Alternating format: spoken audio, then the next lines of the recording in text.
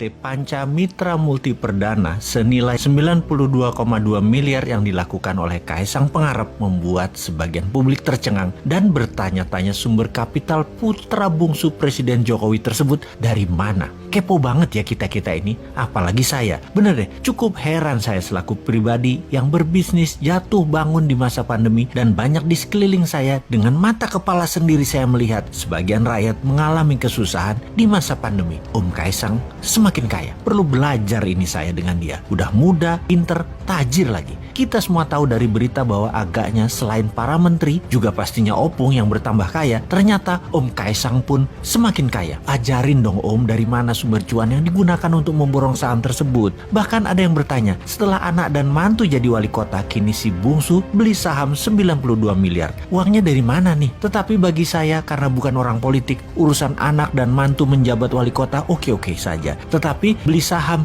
92 miliar, ngeces juga gua. Strategi bisnisnya pinter nih Om Kaisang dengan memborong saham PT Panca Mitra Multi Perdana, sebuah perusahaan yang memproduksi makanan beku berbasis udang. Total saham yang dibeli Om Kaisang Pangarep yakni sekitar 188,24 juta lembar saham atau sekitar 8% dari total keseluruhan saham yang ditempatkan di perseroan atau senilai 92,2 miliar. Kaisang membeli saham PT Panca Mitra Multi Perdana melalui perusahaan miliknya PT Harapan Bangsa Kita atau yang lebih dikenal dengan GK Hebat. Oke lah, selamat buat Om Kaisang yang dengan pintar memutar uangnya di banyak bidang. Mudah-mudahan pemodal yang memodali bukan mereka yang cari selamat dari kejaran hukum karena membakar hutang ya. Sekali lagi, kita ingin kepastian aja. Yang modali usaha Om Kaisang janganlah merupakan siasat perusahaan pembakar hutan untuk lolos dari jeratan hukum. Jangan ya Om. Oke lah, sekali lagi, Om sudah besar, sudah dewasa. Ayahmu presiden tak tercela dan tak ternoda. Dicintai 65% rakyat dalam 2 kali pilpres. Nama besar ayahanda jangan sampai tercoreng libido punya uang lebih dengan mudah. Sejarah panjang di Indonesia anak presiden yang berkiprah macam-macam bikin ayahnya tumpah. Keluarga Cendana ada cerita panjang tentang itu. Presiden yang lalu juga anaknya yang kedua yang disebut Pangeran Cikeas ada gosip tidak sedap urusan bisnis dapat fulus, gak keringetan, memanfaatkan jabatan orang tuanya. Jadi janganlah Om Kaisang membuat hal yang akan digosipkan karena jabatan ayahanda, yaitu sukses Om Kaisang karena orang dalam menjadi sejarah yang mengganggu prestasi ayahanda yang bersih.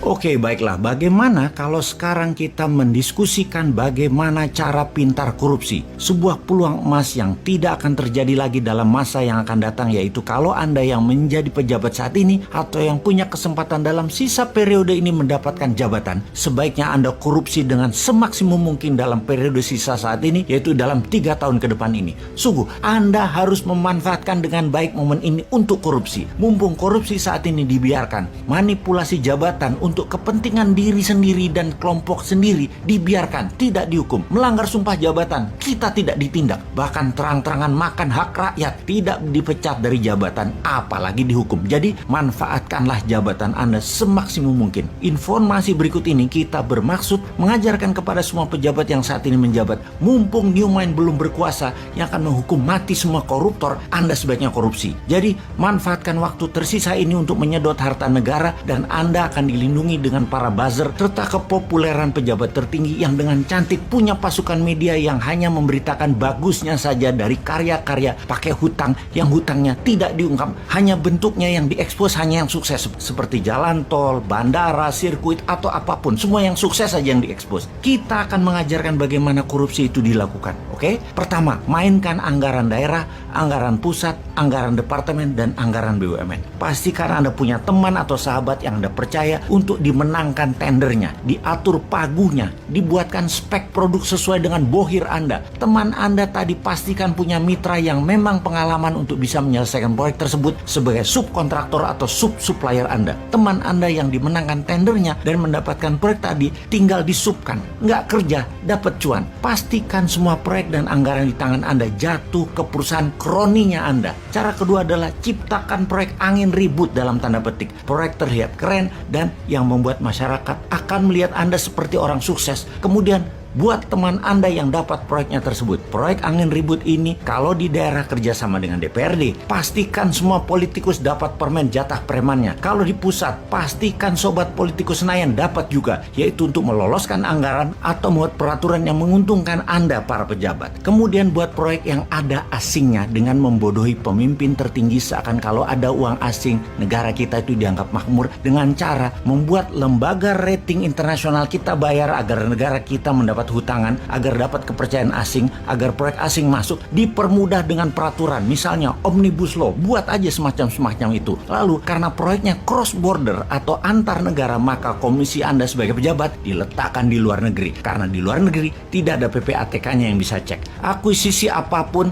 libatkan pendana asing. Tujuannya agar bisa bagi cuan di luar negeri. Import itu sumber korupsi karena dananya ada di luar. Jadi kita harus perbanyak import. Setelah memainkan anggaran, maka kita akan membuat peraturan yang menguntungkan kita dengan membuat kebijakan yang menguntungkan bisnis kita. Saat ini Anda sebagai pejabat boleh berbisnis, walau sebagai menteri atau pejabat-pejabat lainnya yang dalam sumpah jabatan Anda tidak boleh memperkaya diri sendiri dan memperkaya orang lain. Tapi tenang, selama Anda mendukung pemimpin populer, Anda aman. Kemudian manfaatkan anggaran pemerintah daerah atau departemen atau apapun untuk membuat Anda terkenal, seperti main di sosial media, di media mainstream. Semua acara-acara Anda harus ada dan harus dimediakan. Pokoknya Anda fokus terus memanfaatkan dana gubernuran, dana bupati, dana menteri untuk membuat Anda terlihat bekerja, terlihat bijak, terlihat berhasil. Penting ini dilakukan karena modal untuk terus menjabat adalah Anda terkenal. Apalagi Anda mau mencalonkan diri untuk menjabat lagi. Walaupun sebenarnya itu korupsi, tapi tenang, Anda banyak yang suka pakai fasilitas jabatan, nggak apa-apa, mobil dinas, uang dinas, pesawat kepresidenan, apapun, semua pakai aja yang namanya kedinasan. Jadi pelajaran korupsi kita simpulkan kali ini, yaitu 1. Bikin proyek angin ribut. 2. Anggaran pastikan jatuh ke rekanan dan teman kita.